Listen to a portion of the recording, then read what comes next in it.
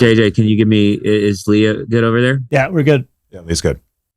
Oh, I'm sorry for just being a responsible producer. Can continue, please. What a way to start the week here. On the Old Man and the Three Things with JJ Redick and the Dunker Spot. Nekias Duncan, Steve Jones joining us. Fellas, how are we doing on this Monday morning? Doing pretty well, man. Doing pretty well. How are you? I'm great. Nekias, I know you are a Eagles fan. I took my boys down to the game last night against the Cowboys. Just an outstanding win for us. Jalen Hurts coming through in the second half. Dak Prescott stepping out of bounds when he had a clear angle to get the 2-point conversion, which would have changed the game because then they could have kicked the field goal to tie instead of going for it. And then the play at the goal line, just, being there in Philly was awesome, bro. It was awesome. I'm glad that atmosphere was great for you. I was stressed for 95% of that game, but dub is a dub. Head into the bye week 1 loss. I will take it. But what's up, Steve? What's going on? You got to be the saddest Eagles fan I can imagine, where this team is amazing and you stress watch the entire time. I swear every time they win, you're like, oh, we about to lose. We about to lose. I could probably go on a website and find you saying this is going to be the worst loss. This is going to be worse than the Jets. Well, that final drive was awful, but it's fine. We're here for basketball. See? Steve, this is not a knock on Portland sports fans. But what Nekias is describing and what you were describing about Nekias, welcome to being a Philadelphia sports fan. Comes with the territory. My fault. I'm going to get to Philly in a little bit, actually. They're my thing for the day. We each picked a thing to talk about today. I think one is very specific and a couple are open-ended. I know Steve's a little open-ended. Mine is a little open-ended. We're going to have some fun today. I want to start with Nekias because he has trademarked something and he's ready to give us his important thing of this week. I think the Scottie Barnes leap might actually be here, friends. Okay. I think we are here. I think we've seen, obviously he's stuffed the box score since he's been in the league, got Rookie of the Year. I think we have seen the skeleton of what he can be. Big creator, can hunt mismatches when necessary, can pass all over the place. Generally in theory at very least, a switchable guy.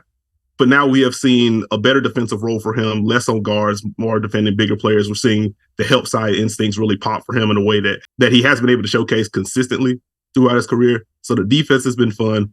The box score numbers there, 1.1 steals, 2.1 blocks, one of 7 guys averaging at least a steal and 2 blocks per game. And the rest of that list is littered with all-stars, future all-defensive team members. So Scottie Barnes doing the thing there. And then offensively, nearly 23 points per game, 56% on twos. That's a career high. 42% from 3 on over 5 attempts. If the jumper is even close to being real, I don't know what you do with this guy at a certain point. And this is with him operating within a offensive context that isn't super ideal for him. Not a ton of shooting. And as talented as some of the players that he's playing off of are, they accentuate him in some ways. They also kind of limit what he can do in other ways. Like I think about the ghost screens that they'll run with Dennis Schroeder when they try to invert things. It's like, okay, Dennis is fast and he can attack a tilted defense. Also, how much are you moving a Scottie's defender if he's the ghost screener in that kind of context? And if he's one pass away, that's a help point. But what he's been able to showcase inside the arc, the jumper has been one thing. If you put a smaller guy on him, he's just moving them. Like I've always appreciated the kind of cadence that he plays with when he's backing guys down. That popped in his rookie year. But now he seems even more forceful on those post-ups. He seems more forceful on those drives. If you do showcase help, the passing pops. It's just been a really fun start to the season for Scottie Barnes. I'm kind of here for it. I want to respond to the Scottie Leap trademarked by Nekias Duncan. I like what I'm seeing so far. You bring up a few points. Let's talk about the shooting real quick. They played 7 games. They're 3-4. I think it's too small of a sample size to be like, oh, Scottie Barnes is all of a sudden going to be a high 30% volume 3-point shooter. Started off last year in October, I think 6 games, shot over 50%, and then cratered. November of his rookie year, shot 40% on a little less than 2 attempts a game, and then the next 3 months shot around 24% from 3. So I'm not as sold there. I will say in the full game that I watched of the Raptors, which was against the Bucks, I thought the lack of hesitation and the fluidness, the shot efficiency, meaning catching the ball, getting the ball to the pocket, release point, all that stuff was the best I've seen from Scottie Barnes in terms of catch and shoot threes. Excited there. Definitely excited about what he's doing against smaller defenders. That's there. The playmaking part to me is really interesting. You know, he's been a playmaker. You look at his assist percentage his rookie year, around 15%, last year at 20%, this year all the way up to 27.5%. So clearly functioning in that playmaking role. And to Nekias' point, what's even more impressive about the playmaking is that the roster around him is not the ideal fit. And this is where I think long-term, if you're talking about building around Scottie Barnes, you need more guys that can play off the ball. You need more shooting. You need better cutters. Not that they don't have, decent cutters, but, when I was interviewing for the Raptors job, it was one of the things that I looked at, and it's like they're in the lower third in cutting frequency and cutting efficiency. And to me, Scottie, he's a jack of all trades player in some ways, but a la Sabonis, a la Jokic, like to me, he's a hub. And you need players around him that can play with him as a hub. Am I off base there? No, I don't think so at all. And I think even with some of the hub work that he does, like there's internal growth for him as well. Like he isn't the cleanest screeder. He isn't the cleanest like handoff partner. And he's still growing in that aspect. But all he needs is to bump you a little bit. And that creates a window for him. And because of the size that he has, because of the vision that he has, and ultimately how quickly he processes the floor, it just unlocks a lot of different passes for him. So if you have guys that can kind of read space and cut into openings like that, you're going to get free stuff playing alongside Scottie Barnes. So I do think there should be an emphasis moving forward on those off-ball movers. I think with Scottie Barnes, the shot improvement, maybe it doesn't hold up the whole season, but I think it's important for his overall game to be able to be a guy who not only can space the floor, but can get a handoff and just let it fly from three and have that in his back pocket. I think the thing with Scottie Barnes that I'm tracking is to see, okay, how does he adjust as the league adjusts? Do we see teams switch him more? Can he create more of that offense against the better teams who switch and now they keep it in front? And is the dribble penetration going to be there? I think if he has that blend of, I can take these pull-up threes, I can catch a shoot from three, I can drive and make plays, he's very tough. If that goes backwards, in that Toronto context, I become a little concerned because of how stagnant it can get and because of where the ball has to move and where does it move. I mean, but if you want to argue that Scottie Barnes has made the leap that maybe OG people thought he would, I would get that. Yeah. Shout out to Dennis Schroeder, who is also playing excellent basketball for them, although Nekias just completely shitted on his catch and shoot threes and ghost screens. But, The rim pressure's been very important. Dennis has been good. I want to ask you guys this because, again, my responsibilities, I watch every team nearly every night. But in terms of diving into film, my responsibilities are a little bit different. And the question mark for me is the Scottie Leap. How is that affecting Siakam, if at all, or if Siakam is just not playing well? You look at some of the usage stuff, which I find interesting. Scottie around 19, 20% his first 2 years, up to 26.1 this year. Siakam not scoring efficiently. Volume attempts are down. Usage is the lowest since year 3, which was his breakout year, the year that the Raptors won. He's been up 27, 28%, all the way down to 21% right now. What are you seeing with Siakam specifically? And I think a broader sort of long-term question is, the two of these guys, can their skill sets really complement each other in a way that makes Toronto pop and become a winning team? I think for me, it's kind of been a shift in the hierarchy within like some of the stuff that they're running to where Pascal may start something, move off of it, and then end the possession. It's felt more like he is starting it and he's spacing, or he's going to be the play ender if the initial stuff doesn't work. So I think there's been a little bit of an adjustment period for him just being off the ball more. It's funny because it feels like that's something that some of like the Raptor fans in particular have been waiting for. Like, hey, let's get him off the ball a little bit more. Can we create stuff for him so he doesn't have to carry the kind of load he's had to carry over the last couple of years? But because the overall context doesn't have a bunch of spacing, like you're not getting the most out of Pascal either. Now, some of this is just shot making. Like one of the things that's made him excellent is how he works in a phone booth. Some of the interior scoring for him. some of those shots just aren't falling, and I anticipate that perking up. Yeah. But I do feel like in terms of numbers and just how Toronto is running things offensively, I think that has been a little bit different. I think that's where you're seeing some of the slow start for him. I'd probably say it's more context in shot making than purely Pascal's taking a step backwards, because you have. I wasn't. Whoa! I wasn't suggesting that, Steve. Oh no, not you specifically, not you. I'm just saying if someone else were to think that. Yeah, I'm all about context and fit here. This is what we do on the show, man. Come on. But my thing is, like, you have these possessions because you mentioned Dennis Schroeder. Dennis Schroeder may initiate the offense, Pascal space. It may not get back to him. So there's no necessary automatic, okay, Pascal is in this set. He may start in the corner. He may back cut as they flow to the second side. So I think there's some of those possessions where he's trying to find his way and find the gaps to attack more than anything else. That's fair. It's a fair point. All right, Steve, I'll let you kick off the second thing of this show. What do you have on your mind? Keeping an eye on the Bucks defense. And I thought it was very interesting. I think we all knew there would be a trade-off when it went from Jrue Holiday to Damian Lillard. And you started to feel the changes as the season wore on. And they played Atlanta, and it looked like, okay, they need to clean up some defensive coverages. There are some times where there's some switches that aren't necessarily locked in, rotations that aren't necessarily locked in. Dame switches to Giannis. Giannis is trying to hold. Trae Young, Brook is at the level. Do you want him at the level? Is the weak side in? Just some weird overall stuff. But you could probably say that's early season type behavior. Then they had the Toronto game where it just felt like things didn't feel right at all. Mm-hmm. The activity wasn't there. The effort wasn't there. The buy-in wasn't there. And what stuck out to me is the base wasn't there. So you have these possessions, and Milwaukee, obviously a team that's had Brook Lopez in a drop. But you had these possessions where Brook was kind of caught in between. Where am I supposed to be? If there's a wide pin down, he's caught in between the level and deep, and now he's getting blown by. There were possessions where they were switching some screens, but then they weren't rotating behind it.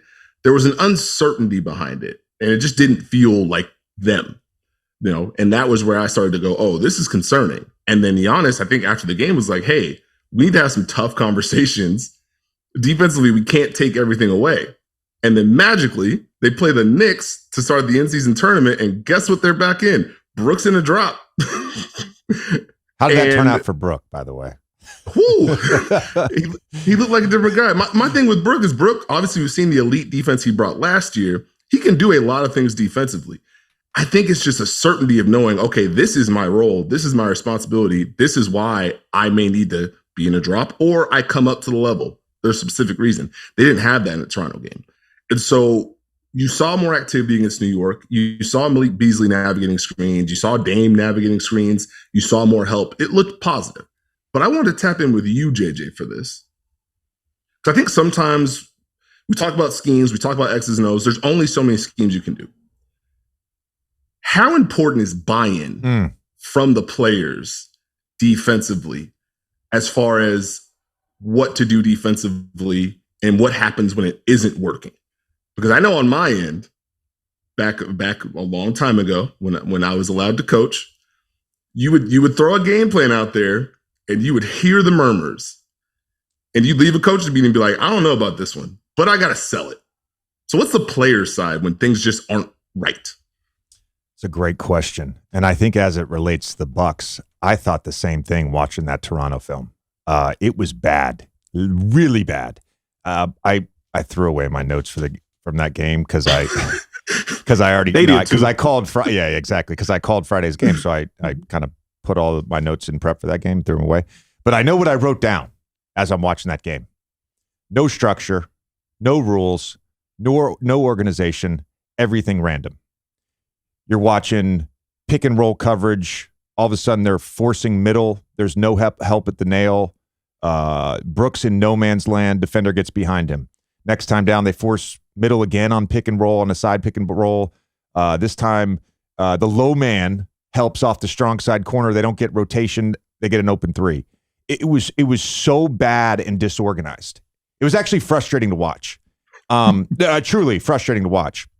And to your buy-in question, I think when you're selling a game plan and getting a player to buy that game plan, that's like 75 to 80% of it, right?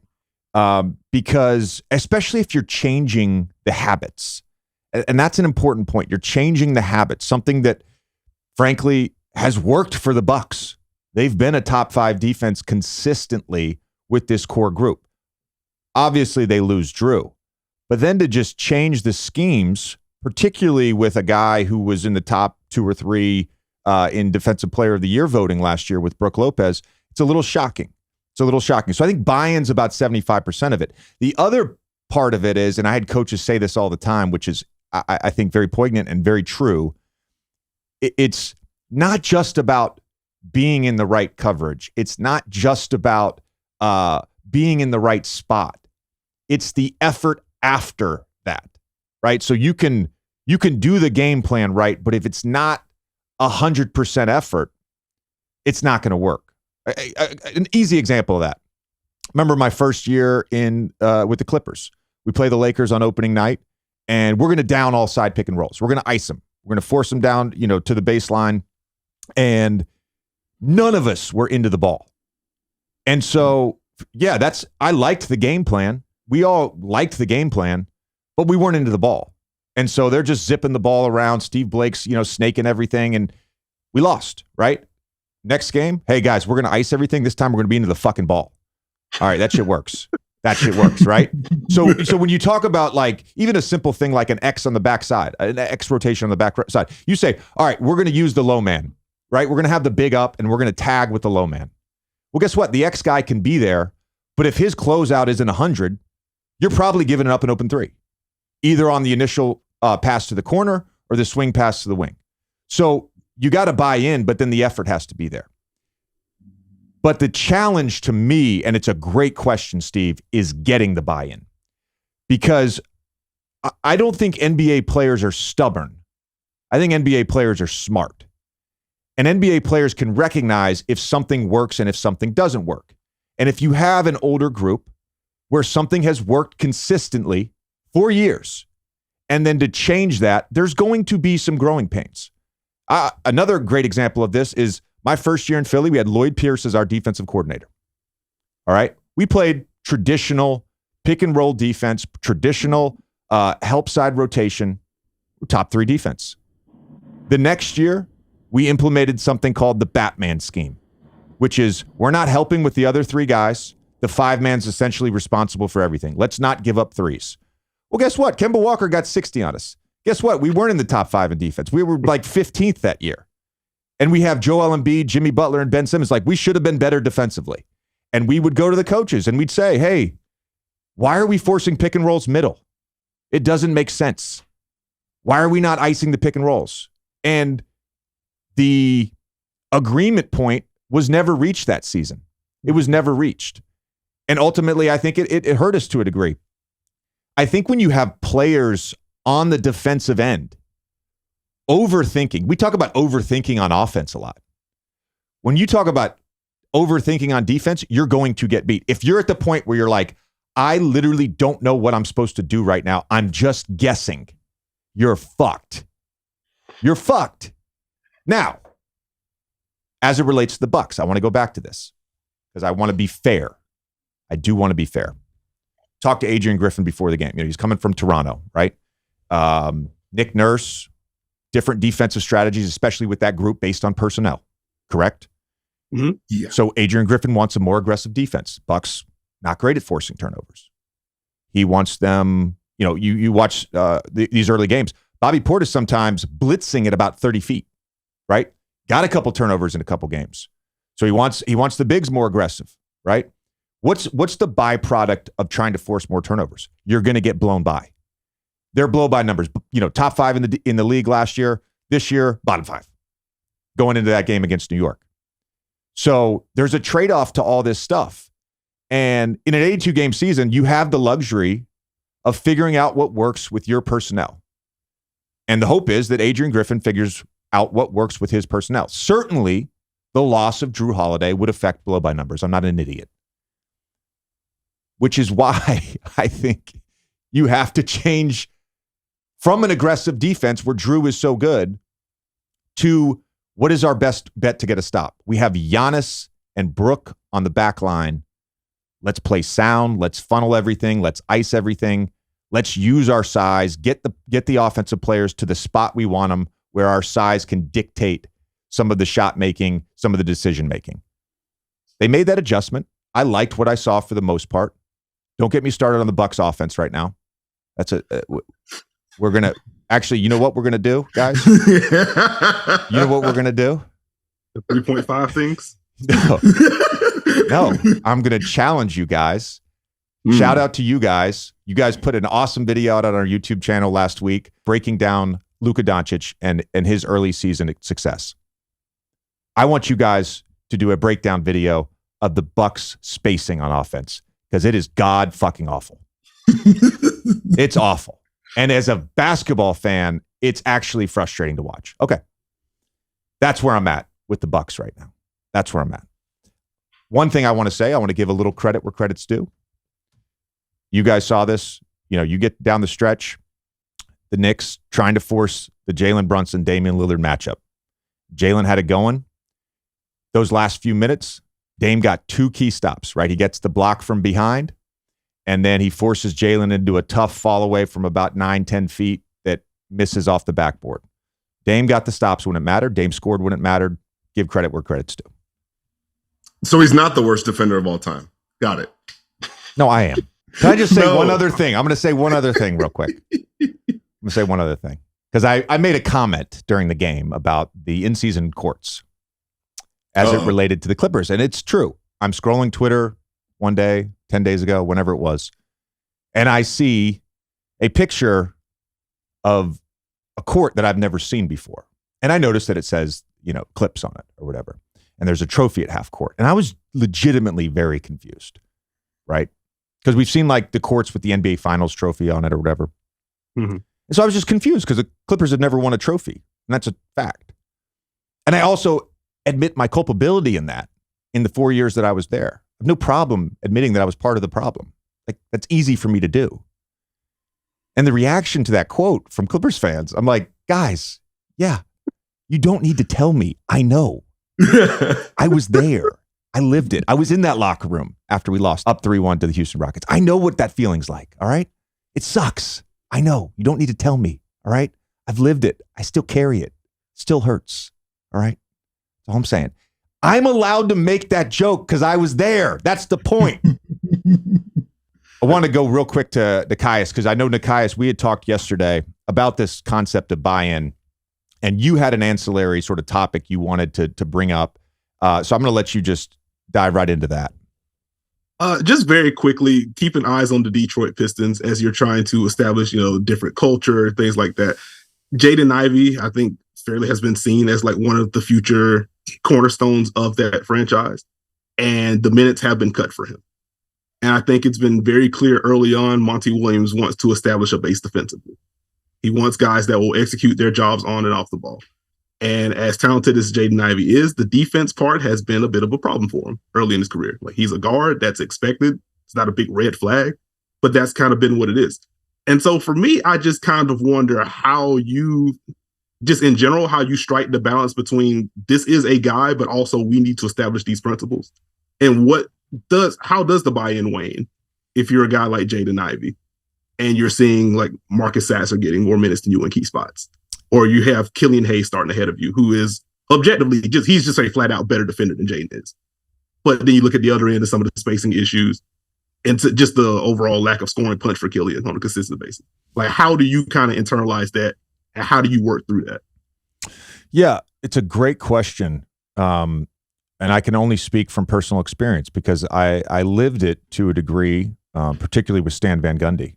And coming off my rookie year where I earned my spot into the rotation the last few months and thinking I'm going to play more, I get all summer league, Orlando, whatever, had a great preseason. And then, I play 8 minutes the first game, 9 minutes the second game, and then a stretch of DNPs, and I play less than I did my rookie year. And a lot of it was, defensive stuff. And it wasn't just like, can you guard one-on-one? It was like, figuring out the stuff we're talking about, figuring out rotations, figuring out how to be into the ball and force the offensive player where we want him to go in a pick and roll. How to lock and trail Ray Allen, how to lock and trail Michael Redd. Like, I had to figure all that stuff out. Ultimately, it made me better. But the trade-off of that is I didn't grow as a player, right? I wasn't allowed to play through mistakes. And so I think that, to me, is the balance if you're the organization. Because I think all three of us would agree here, the Detroit Pistons are not in a position where we would expect them to get to the playoffs, to the second round. You're looking at this as a long-term thing.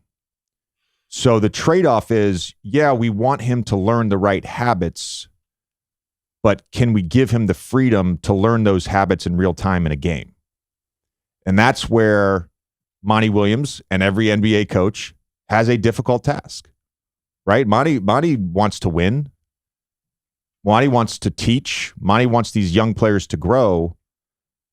I'm of the belief that it has to happen on the court in real time in a game. And that's sort of my concern. The other concern is just in general, and this is going to lead to my thing. My other concern with Detroit in general is the fit, right?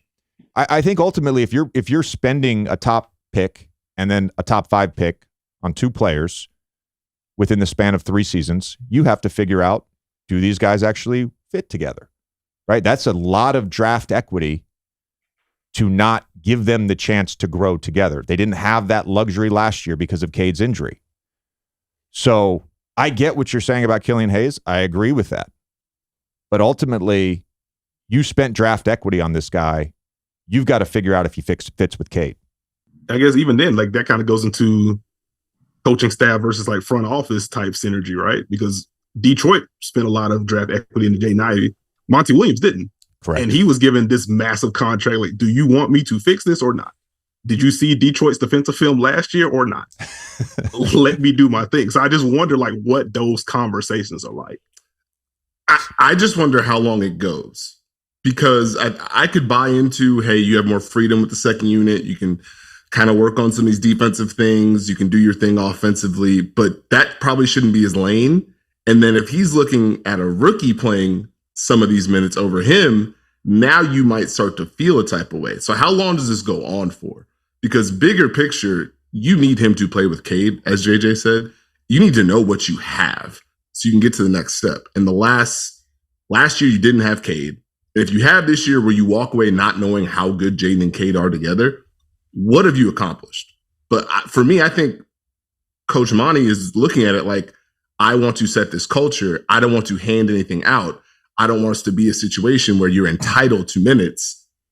Something has to be earned. So I'm looking for that turning point this season for Detroit and Ivy. And Steve, I'm glad you brought that up, because that was part of Monty's quote. And this was not by any stretch, me talking about this was not by any stretch knocking Stan or Monty, because I believe in exactly what you just said, that minutes have to be earned and you are not entitled to minutes. I that's where I think I grew as a player that second year, in realizing like, oh, like I'm the problem.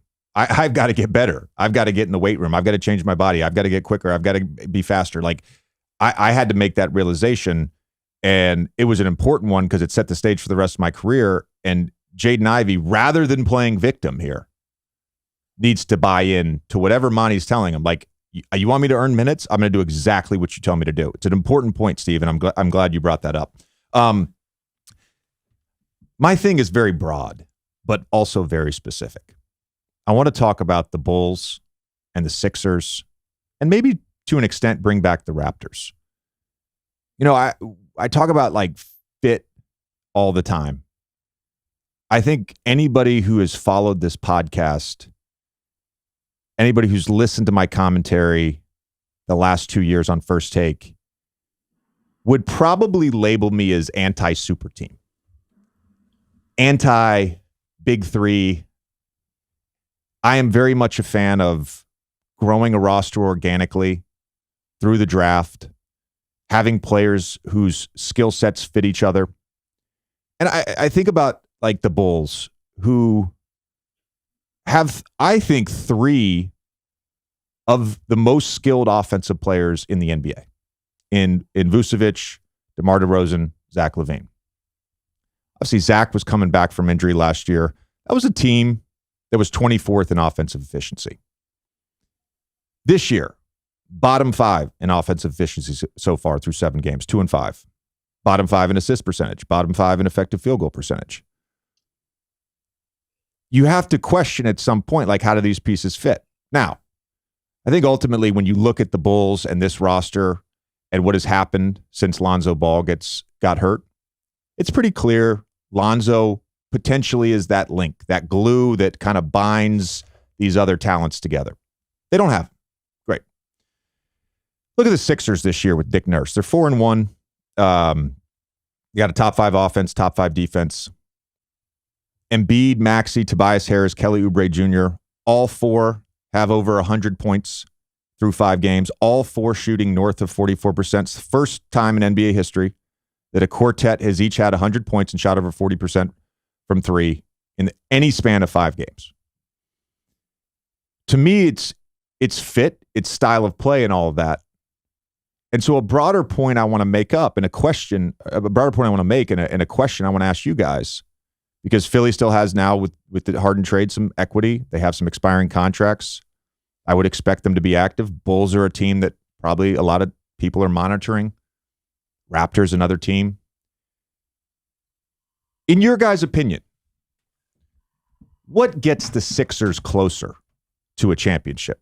What gets them a better matchup with the Bucks or the Celtics or the Cavs in the playoffs?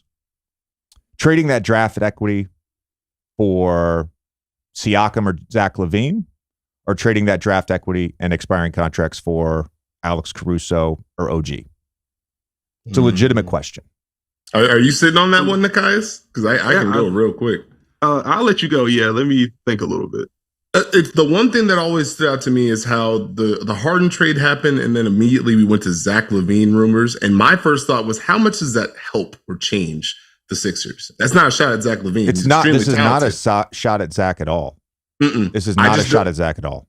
I don't know if it changes their context. You kind of end up in the same boat with a different player to a degree. So for me, it would be building around. I'd probably lean more towards the OG Caruso type, to where we are now adding a defender or adding someone who can play 3 and D or adding to what we've built, as opposed to now we're trying to maybe raise our ceiling to a degree, but you got to figure out how the offensive hierarchy is going to work, the defensive trade-off. Like, I think you just kind of stick on this path and try and elevate where you can. I don't think you have to take a big swing right now, unless Joel Embiid says so. There you go. I was about to say, that's probably the trump card in all of this. Like, as I think through it, like, I kind of lean towards the OG, well, OG specifically. He's just really freaking good, can slide in anywhere. But like, I kind of lean the OG Caruso path, honestly. Like, one, I'm with both of you. Like, I don't think you have to make the big swing right now. And I think what you are establishing on both ends of the floor has some real upside for you. And also the floor, as JJ said, top 5 in offense and defense right now. The floor already seems very high. So I don't think they need to make the superstar swing and like trading for a Pascal and then trying to figure out, okay, what does the spacing look like? What does the hierarchy look like? Also, what kind of money are we giving him this summer? Like, that can get kind of funny. I think it'll be a little bit cleaner for an OG who also fits the age timeline a little bit better with the Tyrese Maxey, if you're trying to bring him on long term, because he's a free agent as well. I probably go that route. And I think just zooming out to what Philadelphia's been able to do, if we've been listening to Daryl Morey, he's very excited about being the quote unquote really good team in this year's offseason that's going to have a max cap slot or maybe 2. And so that's where the Zach LaVine thing, where it would certainly help them to have another creator and to have more spacing for Joel Embiid, whose passing has popped against double teams this year in a way that it hasn't before. Yeah, it would help to get him in the room. But do you want to commit that kind of money to him if he's not going to put you in the Boston tier cleanly or above Boston? I don't know. And then also interrupt your offseason plans on top of that. So I'll probably go a little bit lower on the totem pole. And to both your points, I think the interesting part about this hypothetical is the difference between out of season versus in season. And as it relates to my query, Caruso and OG, I think the awkwardness in that offensive hierarchy, it doesn't happen. They're plug and play. They're immediately sort of additive on both the defensive end and the offensive end. Where I think in season, and we've seen this, did a whole Islands in the League episode on this. I think that the in-season trade, the in-season home run swing for the star player, it doesn't always work. In fact, it rarely works because it's hard in a 6-week, 8-week span as you prepare for the playoffs to figure all of that out. And what we've seen so far with the Sixers, I'm like, let's just enjoy this team, right? They're playing great basketball.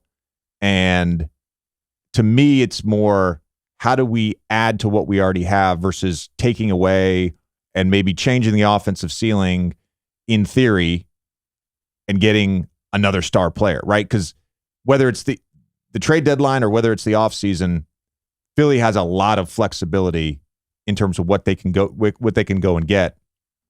I'm of the mind that a Caruso OG on this roster makes more sense. And that's not a knock on Zach LaVine or Pascal Siakam. I want to be very clear on that. All right, guys. Another fun episode of the Old Man and the Three Things. Appreciate you as always. You guys are back with us next week, right? Yes. All right. Can't wait. I can't Unless wait. Joel Embiid says so. All right, this has been the Old Man and the Three Things with JJ Redick and the Dunker Spot. Nekias Duncan and Steve Jones. We'll see you guys next week.